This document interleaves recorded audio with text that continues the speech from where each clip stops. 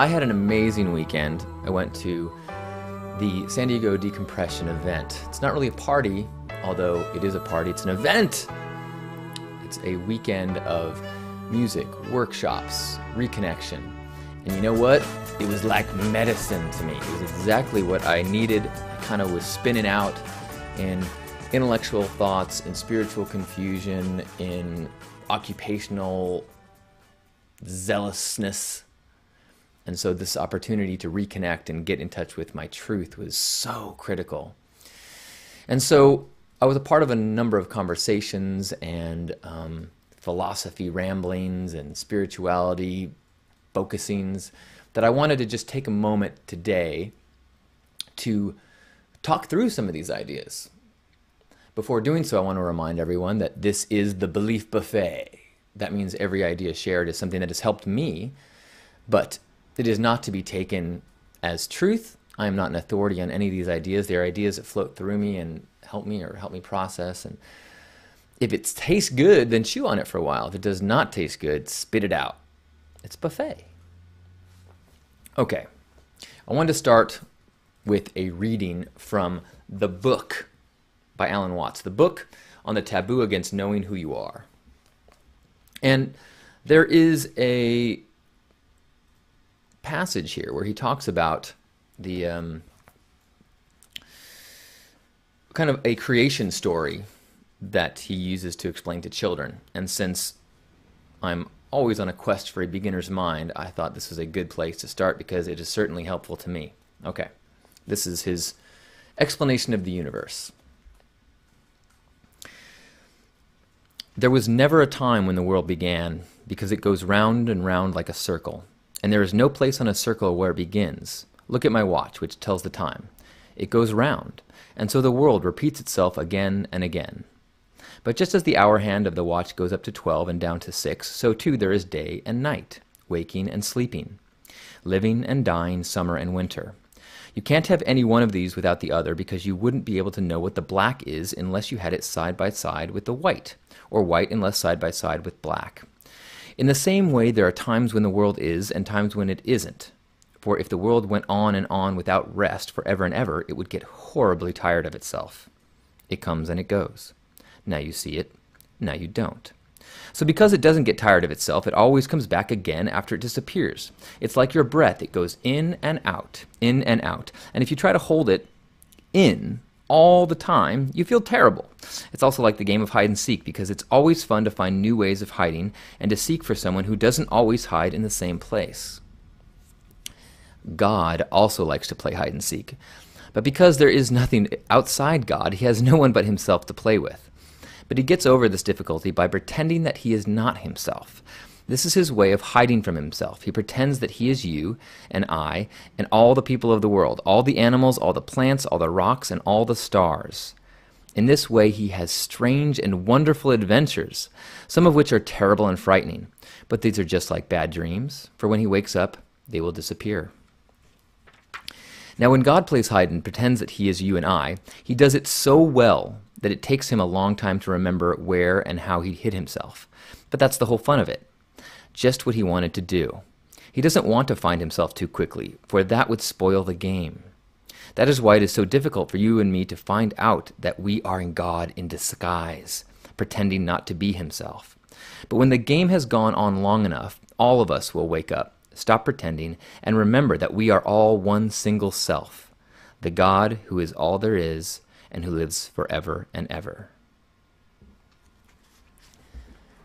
Now, I love this idea. He talks about it in a number of different ways. He also talks about, one of his ways is, imagine you're God and you can just experience anything. After a while, you would get so bored that you would just drop yourself into human lives to experience the adventure of it. And then you get bored of that, and then you would do the same thing with amnesia. And so you'd give yourself the gift of novelty, the gift of experience, the gift of highs, lows, adventure, fear, unknown, the ride. What kind of life would you want if it was going to be a novel? Would you want it to be fluffy beach reading, or would you want it to be an epic myth with adventure, sorrow, heartache, triumph? Well, God is no different. God would love to have an adventure. Now, I was listening to a Joseph Campbell lecture the other night, and I realized how much of what he was talking about overlaps with this kind of idea. And a thought came to me. He says that there is only one mythology. Mythology meaning a construct of which to make sense of the universe. And that no matter what the details are, whether what other culture it is, no matter what religion it is, no matter what stories that humans have ever used to make sense of the world, there's really one mythology, and there's this one hero's journey that we tell over and over and over through all the different cultures of the world. And I think this is because it is the archetypal, built-in kind of program or guidebook built into us. That is the whole point. That's why God puts himself into a human life, so that he can have an epic hero myth journey. And so we have that story that's thread through everything, because that's the whole point of being here. If we get sucked into a life of television watching and passiveness, then we've kind of wasted this lifetime gift hide-and-seek experience that God has given himself, or we have given ourselves. The same is true with archetypes. The same is true with so much of the overlapping of ideas and awakenings and inspirations that happens in diverse people all over the world. We are all fractional pieces of God. God is unified in all things. It is impossible to be outside of God. So the human experience is one of black and white dichotomy. And it is only through that black and white that we can experience the drama and the adventure. It is for that reason that we need to embrace the darkness. I often talk about crap or cone, that there is good and there is bad in our life at all times, and it's critical how we pay attention to it. Well, the advanced version of that is there's crap, cone, fertilizer. And the crap is actually mandatory for the story. You cannot have ice cream cone without crap. You cannot have light without dark. And it is the recognition of that whole, the beauty of that whole, that gets us closer to God consciousness. Now, the more that I study different thinkers or channels or authors that I believe to have broken through and had divine experiences, the more I realize that there is massive overlap. I've been reading recently Emmanuel, who is a channel that came through in the 70s. There's also Seth. There's also Bashar. There's also Abraham. All of these entities that are informing the current living human beings from a place other dimensionally. To me, this is a confirmation or a evidence in support of this idea that there is this, as Watts says, there is this constant circle that is the universe. And it's constantly cycling, kind of like the Hindu idea of these grand epochs, these multi-million, trillion, I can't remember how long they are, sorry, massive year cycles that humanity and all life goes through over and over, over and over, over and over and over and over. And this life evolutionary process has happened countless times before, and it will happen countless times again. It's kind of similar to the Matrix story, you know. There is this just constant cycle, this constant cycle, and it happens not exactly the same every time. And there's some of these channels that would argue that it is this. The concept of time is a human experience. The entire existence of the universe has always been and always is. The fact that we experience it chronologically, kind of following along that circle, is not the way it is. That is our experience of it. And that is part of the limitations of our organic nature.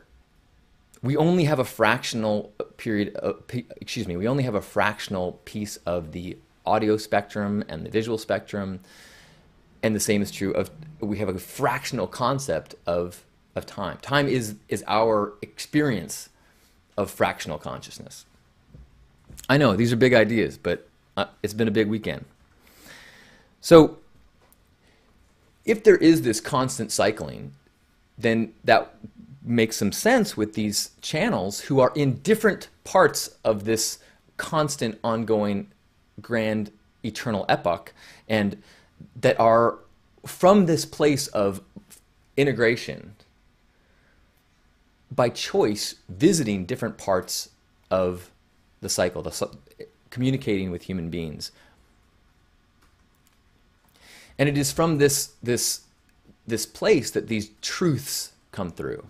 We access them through many ways, sometimes through communicating with these channels, sometimes through meditation, sometimes through chemical experiences that give the brain different non-traditional awarenesses.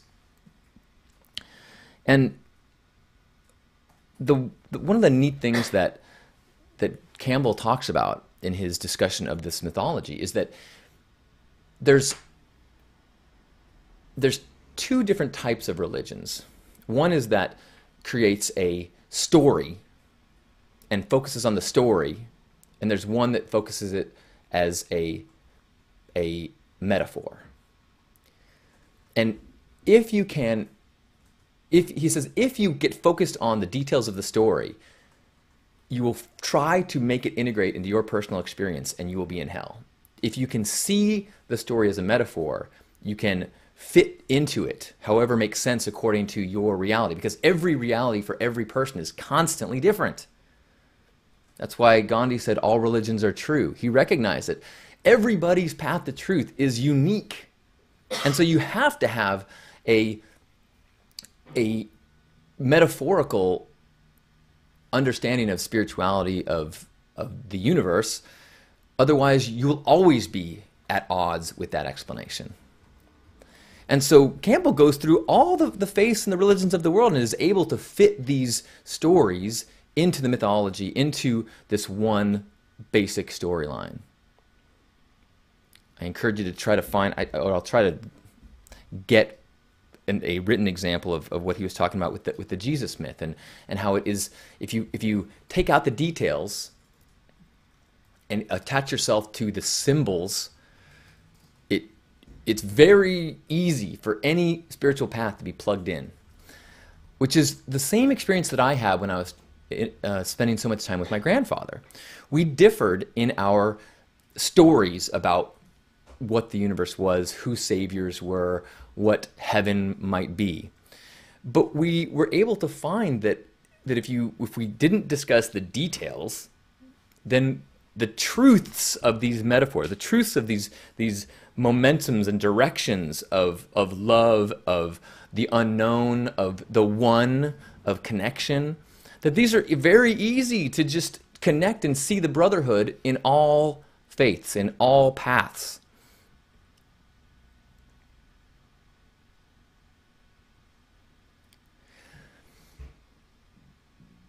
And this pulled out view, this less specific view, gives us a taste of the divine, of the grand oneness, of joy. The Course in Miracles says not that God helps you experience joy, but that God is joy. And that when you are in a state of joy, you are God. Bashar also says that, when you follow your bliss, that is the universe's way to direct you to what you're supposed to be doing. Joseph Campbell says, follow your bliss. See how these things, all of these people who get dialed into these true inner truths, not stories. They recognize the mythology that helps them connect to the inner truths, start to have awarenesses that become overlap. I recognize by even talking about this, I'm introducing specifics and stories that then is very easy to go at odds with. But to me, this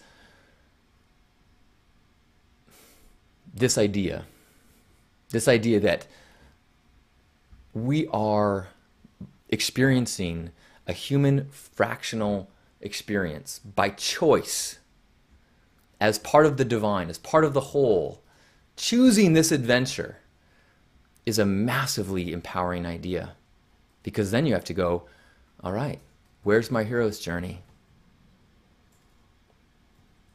What is my role? And the only script for that role comes from inside you.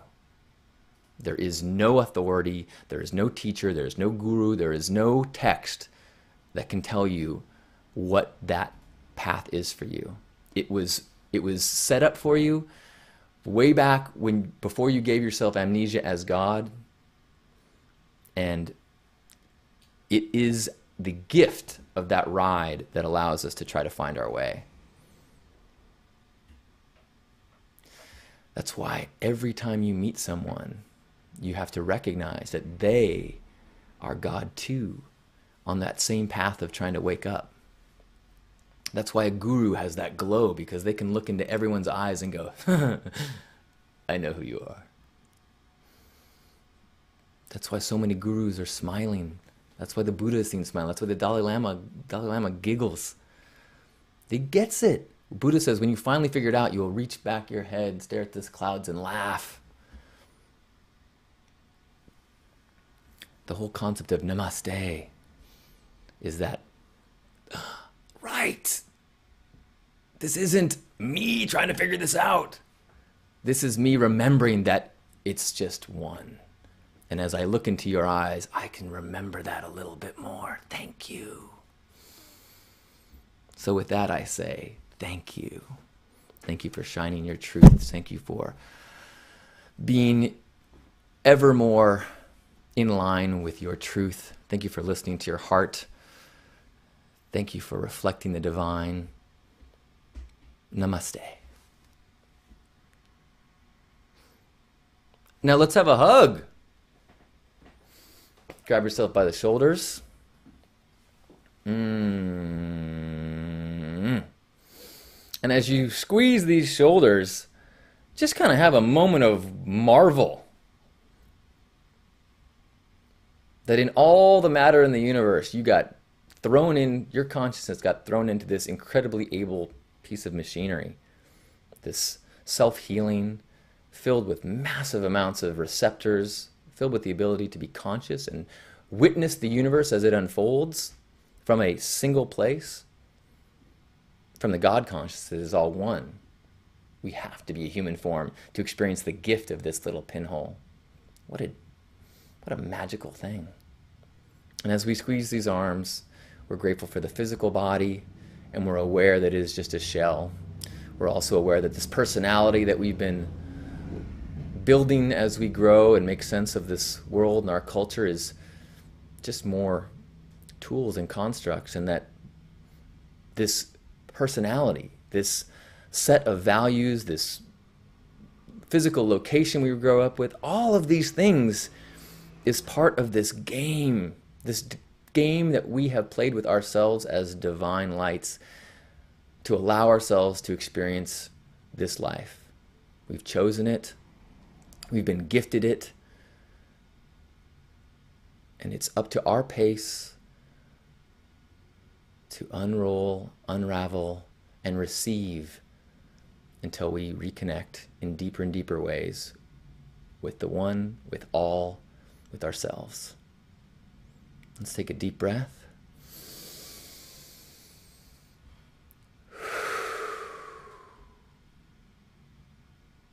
On behalf of Grandpa Caleb and all the love warriors, happy Hug Nation. Thank you for being you and being here and allowing this vibration to swirl around and tickle our noggins and see what comes out. It's an honor to share this time with you. Namaste.